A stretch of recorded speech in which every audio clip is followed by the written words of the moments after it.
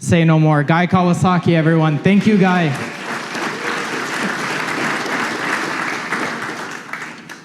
Oh, this is my pen from last night. I was looking for this pen all day. Oh my God. I kid you not. Somebody came up to me today and told me that he loved my book, Rich Dad, Poor Dad. So, how many of you were here last night? So I got to be careful not to repeat my stories. So I'll give you the abbreviated bio. I was born and raised in Kalihi Valley. I went to Iolani. I went to Stanford after that, and I met somebody at Stanford who eventually hired me into Apple. I was Apple's second software evangelist. My job, this is 1983, was to convince people to write Macintosh software and make Macintosh hardware peripheral products. So I did that for about 4 years, and then I left Apple. I started some companies. I returned to Apple in 1995 as Apple's fellow and Apple's chief evangelist. In 1995, Apple was supposed to die, so I went back to try to keep it going. And then I left again in 1997, and the rest is history for Apple. After Apple, I started some more companies, software companies. I started a venture capital firm. And fast forward to today, I am the chief evangelist of Canva. How many of you use Canva? Oh, this is my kind of audience. Yeah. So yeah, I'm the chief evangelist of Canva. I have a podcast called Remarkable People. I have a new book out called Think Remarkable, and let's see, what else? I also have a Substack newsletter.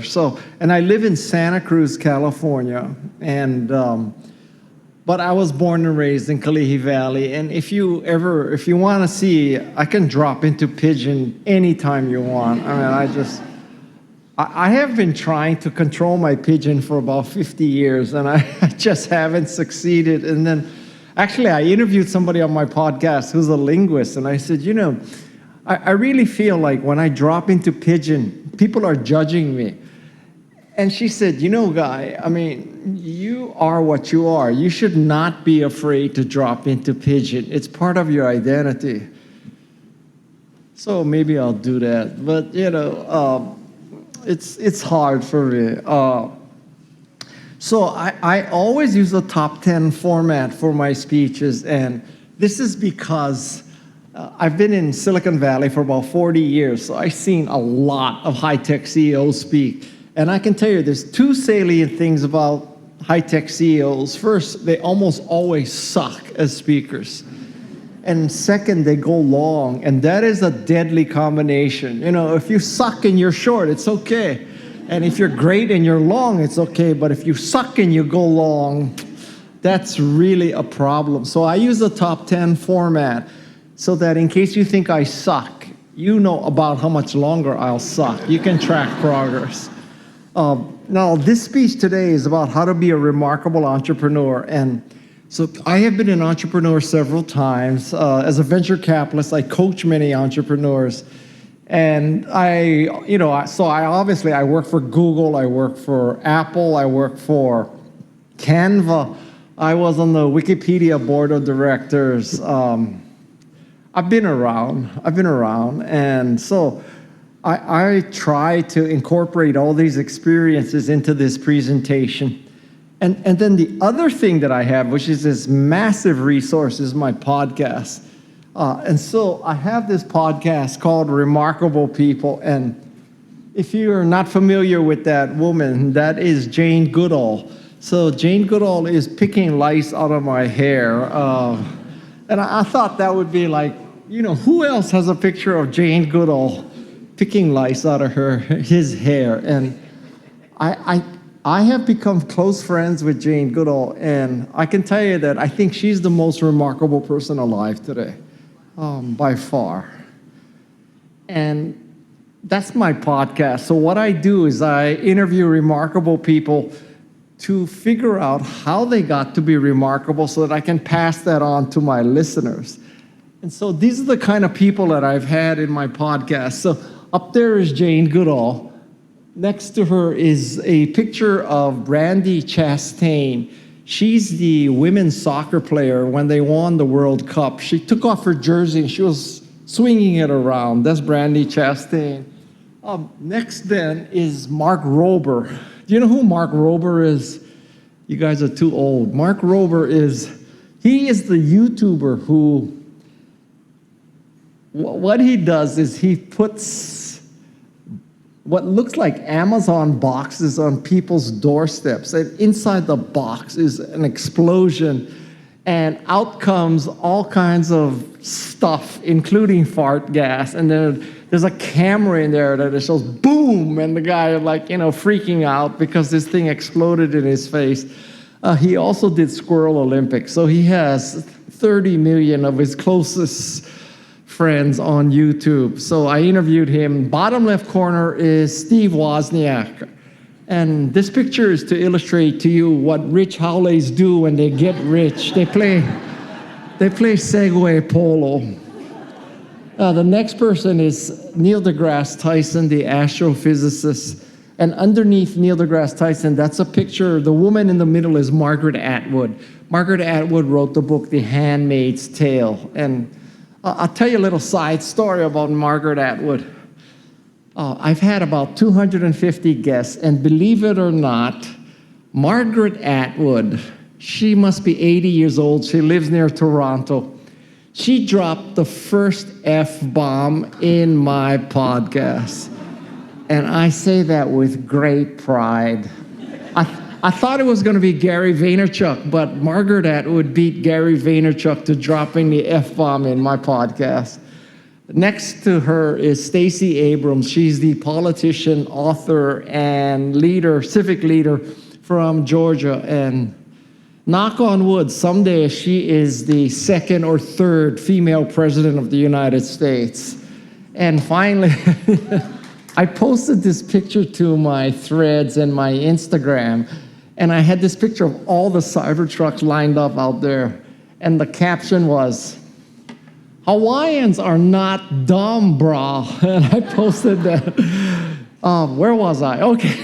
The last person in the bottom right corner, his name is Bob Cialdini. Bob Cialdini is the author of Influence. And if you are a marketer or an entrepreneur, the book Influence should be required reading. It's Cialdini, Bob Cialdini. He is the godfather of influence.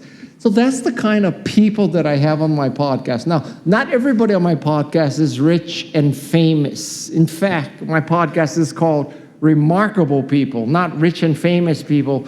So now I have 250 of these. And so that means that I have 250 hours of podcasts, and I have 5,000 pages of transcripts. And I came to this calculation that who the hell is going to read 5,000 pages or listen to 250 hours? So I needed to shorten this. So my co-author and I, we wrote a book called Think Remarkable. And you can read that book in 8 hours. It has 170 pages, and it covers about 88 tactics. So that's the book. Now, from this book, because I interviewed so many entrepreneurs, this speech is a derivative. And so these are the top 10 things that I have figured out that make a remarkable entrepreneur. The first thing, as I said yesterday, is that remarkable entrepreneurs, what they do fundamentally is they alleviate pain. So if you're Steve Jobs and Steve Wozniak, you alleviate the pain of computers being too expensive, too complex, too hard to use, too big, too heavy. If you are Mark Benioff, you alleviate the pain of how difficult it is to upgrade enterprise software. If you, Melanie Perkins of Canva, you alleviate the pain of how difficult it is to create graphics. And I'm telling you, man, if you want to be a successful entrepreneur, you look for pain and you fix that pain. Now, the dichotomy is between painkillers and vitamins, right? So painkillers, how many of you get migraine headaches? Okay, so if you get a migraine headache, you understand that when you have a migraine headache, it is as if someone is pounding a nail into your head. You're losing vision, you're dizzy, you're probably throwing up. And when you have a migraine headache, you will do and pay anything to get rid of that headache. That's the kind of pain I want you to solve, because where there's pain, there's opportunity. Now, the flip side is vitamins. So vitamins is a very different kind of pitch. Take my turmeric, take my vitamin B complex, take my C, take my A, take my D. I promise you, you're going to be younger and sexier and skinnier and hotter and healthier and happier. But those are vitamins. It's like, yeah, I conceptually understand that, but what's the proof, right? So I'm telling you, think of people with migraines. That's where the money is. Alleviate pain. Second thing is, you know what? If you really want to alleviate the pain, you got to either go and be or go and see. Now, Toyota perfected this concept of going and seeing. They have this concept that, if your factory is not running well, you don't just read the summaries and the executive reports and the executives' benchmarks and, the dashboards and all that. You have to go onto the factory floor and see what's happening on the actual factory floor. Now, that's going and seeing. I think going and being is even better. This would mean that you actually work on the factory floor, not just watch the factory floor.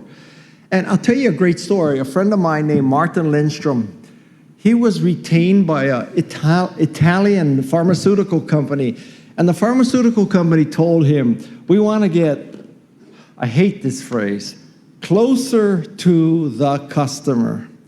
And let me translate what that means. When you hear somebody say, I want to get closer to the customers, what that means is they're about to spend $5 million with McKinsey for McKinsey to tell them you need to be in the upper right-hand corner of a 2x2 matrix.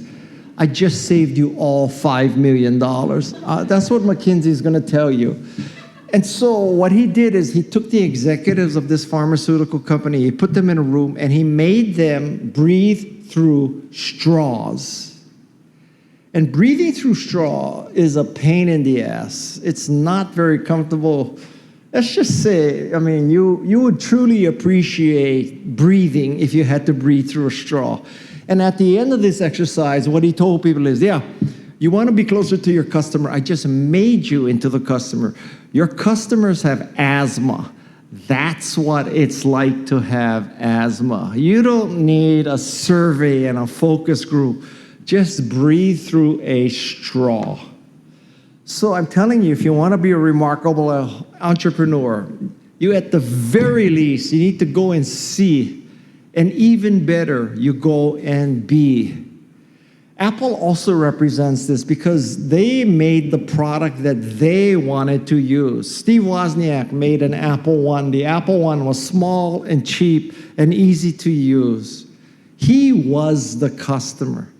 And thank you, God, that he wasn't the only nutcase that wanted a personal computer.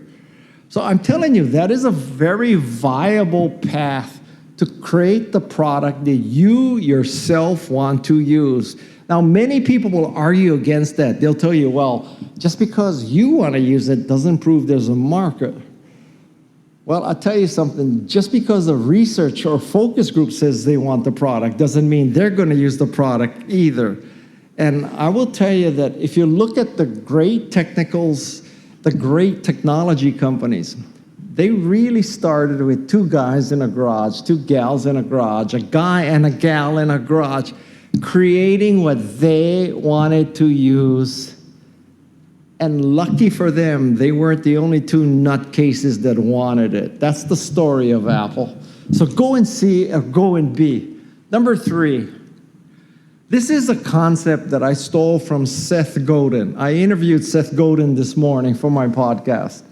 And he has this thing called the smallest viable market. Now, as an entrepreneur, I know how your mind works. I know when you pitch, what you want to do is you want to say, there are 5 billion people. How hard could it be to get a mere 1% of 5 billion? And if we get a mere 1% of 5 billion, it's going to be 50 million customers.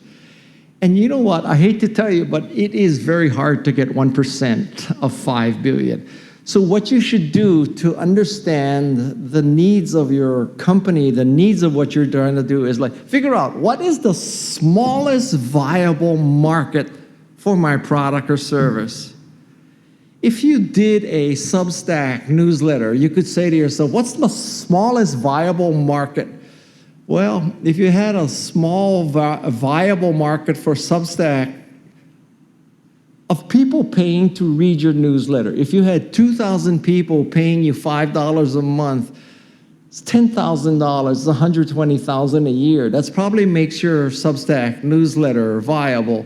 So at least you know in your brain that the order of magnitude of the people you need is 2,000, not 200,000, not 2 million. So this is a very important step. If you look at your product and you say, wow, the smallest viable market for my product is 5 million people, I gotta tell you something, it's highly unlikely that you're gonna get 5 million people. Now, God bless you if you do. Many companies have done that, but this is just a reality check that you're not just waving your hand and hallucinating and having delusions of grandeur. This is a way of sizing your opportunity. Number four, you know, eureka is this Greek word meaning I have found it. And I think a lot of people focus on that moment like, I came up with this brilliant idea. We're gonna have this computer that has a graphical user interface where what you see on the screen matches what prints, and the icons, the trash can over there matches the trash can on the screen. So, oh, eureka, we have the great idea. We're gonna have a GUI computer. And you think, oh my God, that's the hard part. We now had the brilliant vision and insight. I have to tell you something, that's the easy part. Great ideas are easy. You gotta get beyond eureka. And getting beyond eureka means you finish your prototype. The most important thing you can do is finish your prototype. A prototype and a demo is worth 1,000 slides. 1,000 slides. So get beyond eureka. That should be your obsession. Not writing your business plan, not fixing your pitch, not shucking and jiving and networking. Finish your goddamn prototype. Without that, you're nothing. Number five is as a company, and I would also say this applies to people, your goal is to make yourself indispensable. That you are indispensable to enterprise software companies. You're indispensable to designers. You're indispensable to people who need personal computers. I'll tell you, there's kind of two baseline ways to be indispensable. One is you keep showing up. Because most people do not keep showing up. They give up after a few times. Just keep showing up. And the second thing you do to be indispensable is you do the shit work that nobody else is willing to do. So if you keep showing up and you do the shit work, you will be indispensable. And if you're indispensable, then you get promotions, you get more stock options, you get more salary, you get more power, you get more opportunity. Everything comes from being indispensable. Now, I realize that maybe I'm 70 years old, so maybe I'm just out of date with how Gen Z and millennials think, you know, that they want this balanced life. And let me tell you something, I hate to date myself, but I think balanced life, balanced work life is a bullshit concept. I think that in the first third of your life, you're overworked and underpaid. The second third of your life, you're underworked and overpaid. And then in the third of your life, you pay back. That's the stage I'm in. And so if you think that at any given moment, you're gonna thread the needle and have a work-life balance, 50% work, 50% life, I think you need to put that concept aside. I would say if you want to achieve work-life balance, it's at the end of your life. You add up all the things you did for work and you add up all the things you did for life, and it comes out about 50-50, but at any given moment, it ain't gonna be 50-50. And if you wanna be a successful entrepreneur, I hate to tell you, it's gonna be 90-10 work and 10 life. You're signing up for that lifestyle, and that will make you indispensable. I hate to burst your bubble. If you want to have a work-life balance, go work for IBM or Google or Apple, and where they have like cafeterias and they have sand volleyball and they have like barbecue and sushi and non-GMO cereal in the morning and all that kind of. God bless you. Go work for Google. I'm not saying that's right or wrong, but if you want to be an entrepreneur, suck it up. Suck it up. It is a big deal. It's a very difficult thing to do. If it were easy, more people would be successful entrepreneurs. Number six is this most essential skill of entrepreneurs. You need to learn how to demo your product. Because you are the chief evangelist of your product or service. And if you cannot demo your product, you're a loser. You need to be able to demo your product. If you need to call up your CTO to demo your product, something is wrong with you. One of the things that made Steve Jobs so successful is he could do a great demo. He could do a great demo. And when the CEO does a great demo, it's very reassuring that the person at the highest level of the company knows what the hell is going on.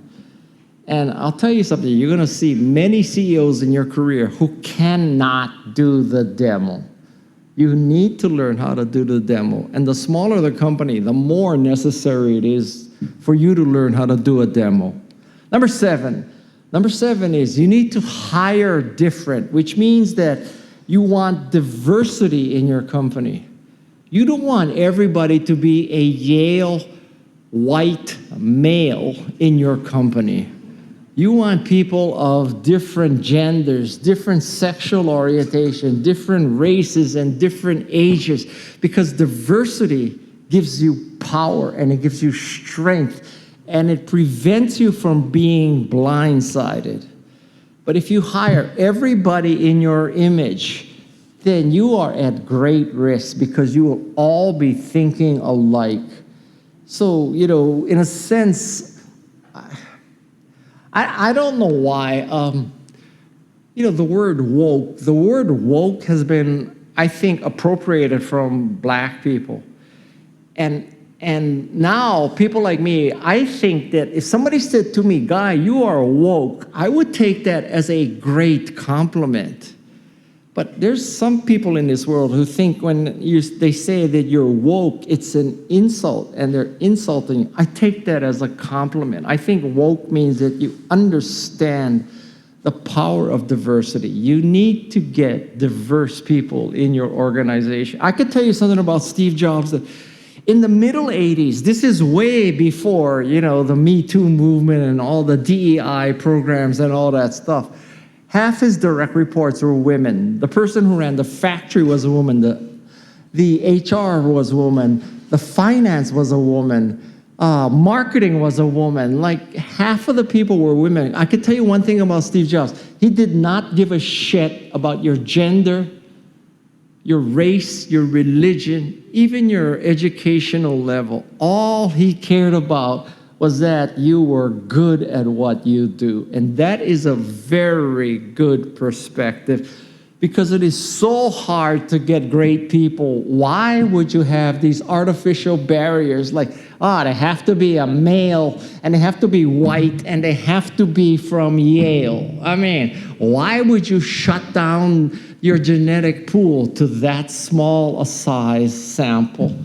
So hire different. You should purposely hire people who are opposite from you so that they confront you, so that there's a devil's advocate. The origin of the concept of devil's advocate was that in the Catholic Church, when someone was proposed to be a saint, there's an office called the devil's advocate. And what the devil's advocate's job was to tell the rest of the Catholic Church why this person should not become a saint.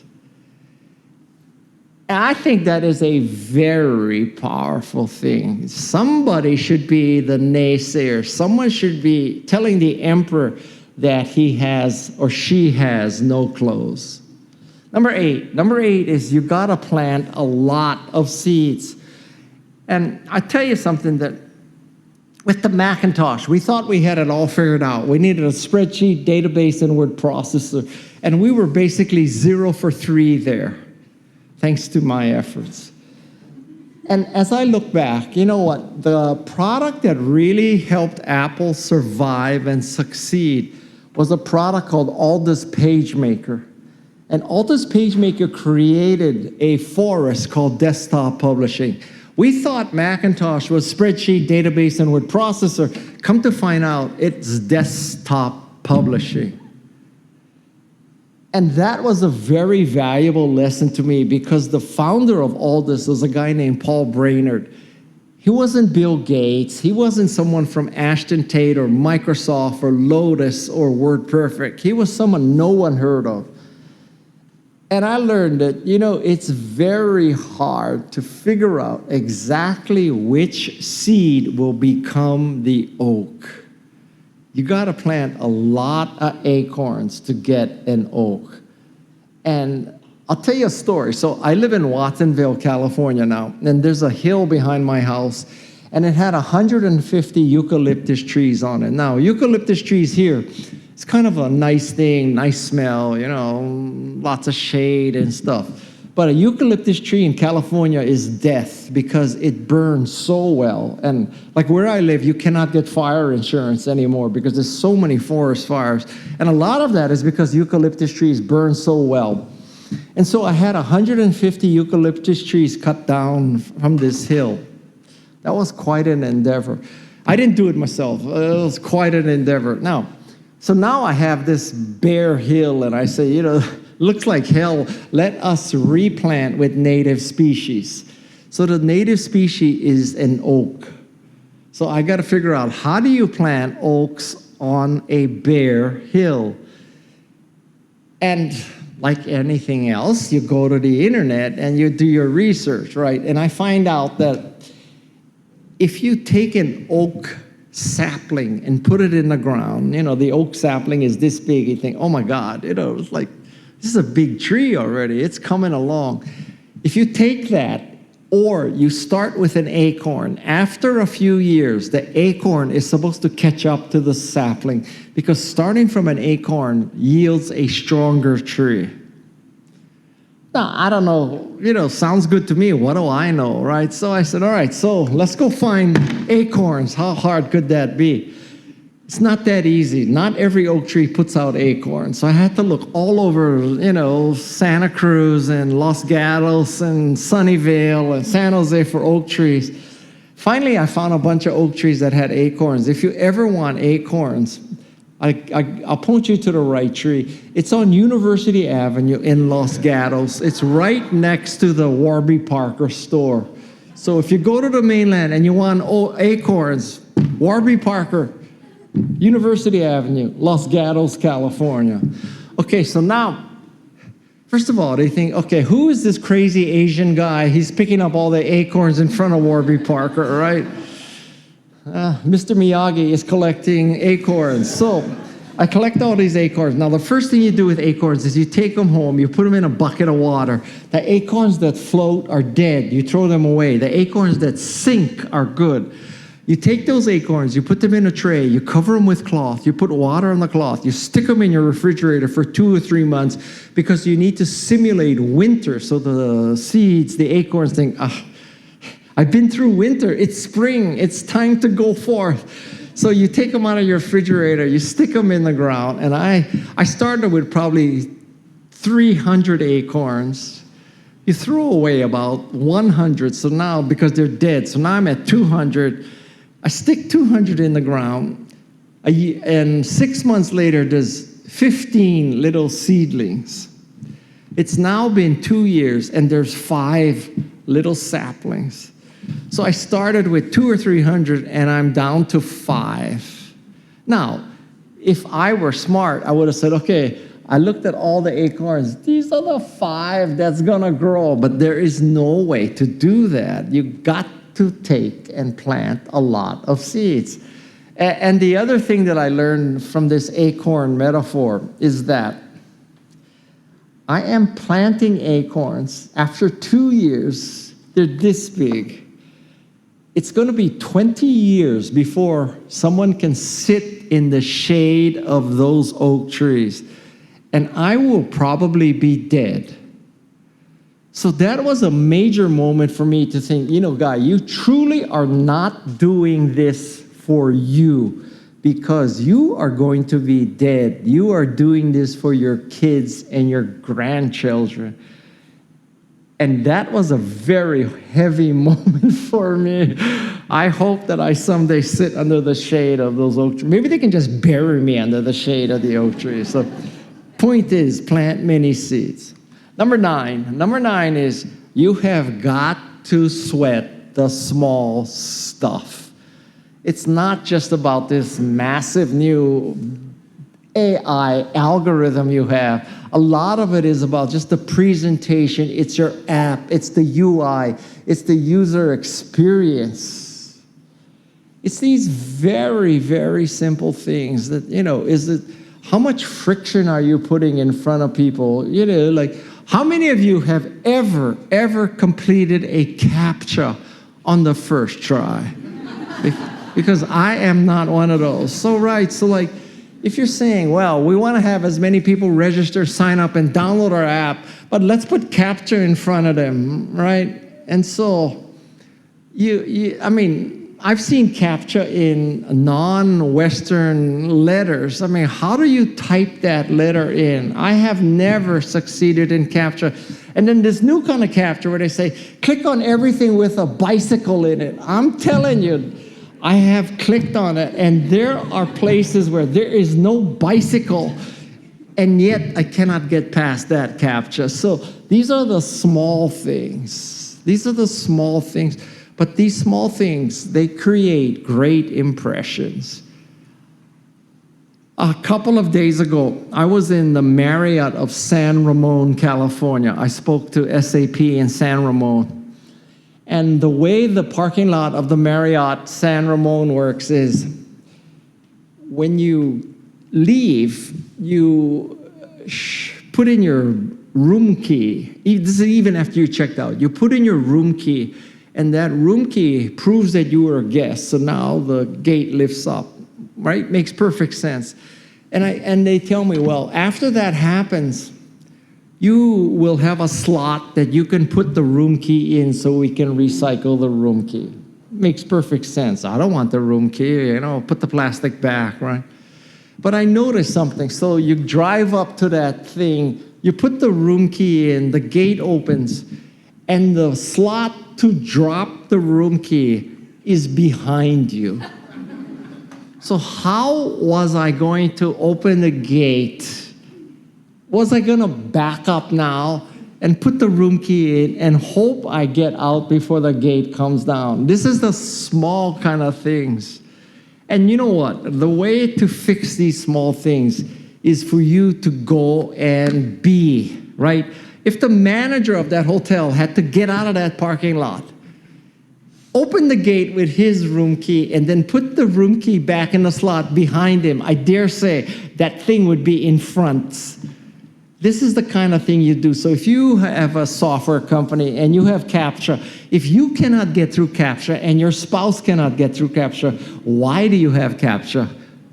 Why do you have CAPTCHA? What are you trying to do? Are you afraid that you can't scale enough, so you're going to have so many customers, you got to slow down registration? That is a high quality problem. I have never encountered a company that had too many customers. Never, ever, ever.